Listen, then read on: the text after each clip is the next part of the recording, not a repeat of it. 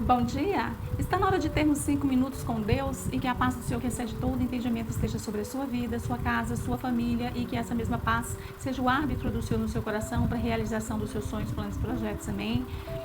Eu trago todos os dias essas mensagens e às vezes eu ouço mensagens de outras pessoas e eu fico comparando, certo?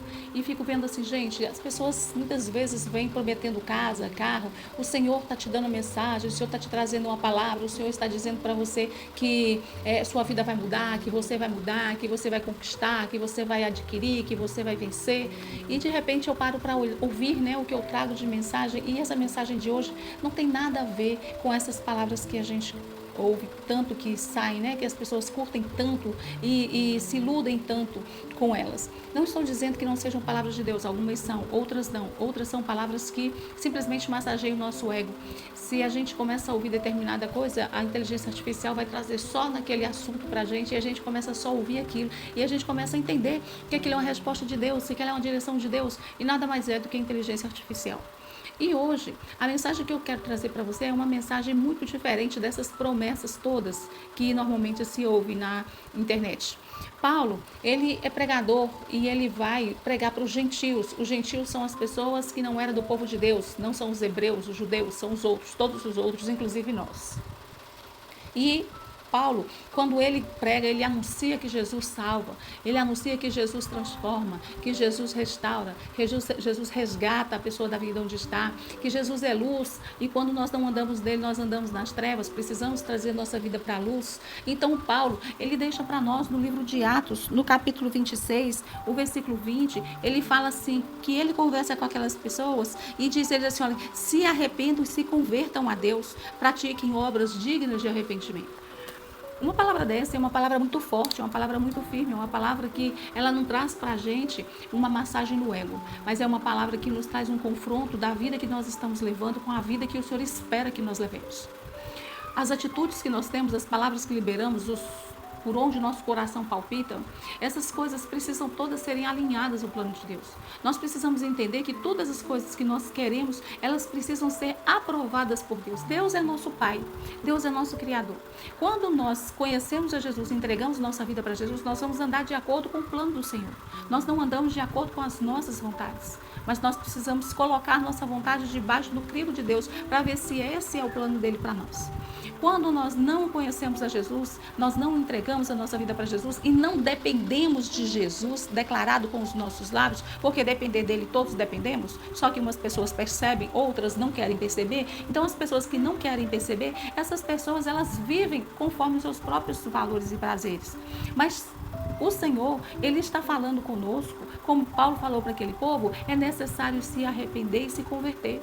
É necessário repensar quais têm sido os planos e os propósitos das nossas vidas para que esses planos estejam alinhados ao propósito de Deus. Quem não conhece a Jesus, é preciso parar e é preciso refazer sua vida. É preciso entender que ele não vai ter vida fora a presença do Senhor.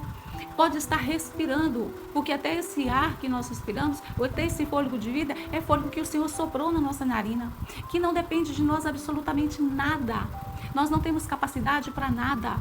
Para nós acordarmos, nós dependemos da misericórdia do Senhor. Nós precisamos que o Senhor tenha misericórdia da nossa vida e nos dê mais tempo de vida. E essa mensagem de hoje é uma mensagem que nos traz um confronto. O que tem governado o meu coração?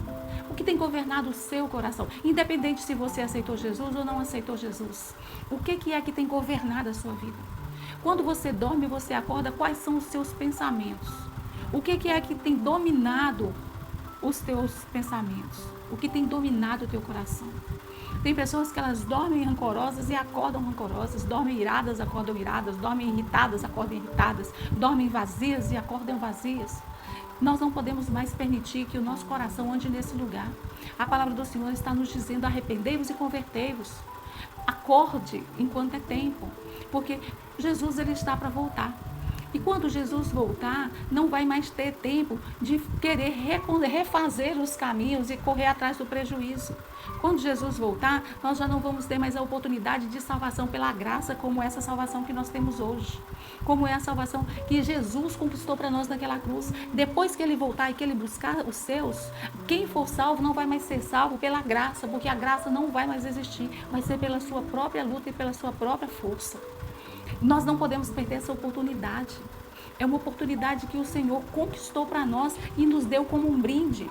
E nós precisamos agarrar essa oportunidade com todas as nossas forças. Não podemos permitir que o nosso coração continue vagando por esse mundo, por as coisas desse mundo, porque todas as coisas passam.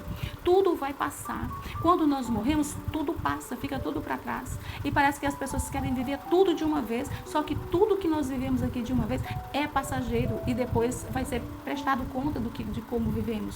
E a minha mensagem para você hoje são essas palavras de que Paulo trouxe para mim e traz para você também. Arrependei-vos e convertei-vos.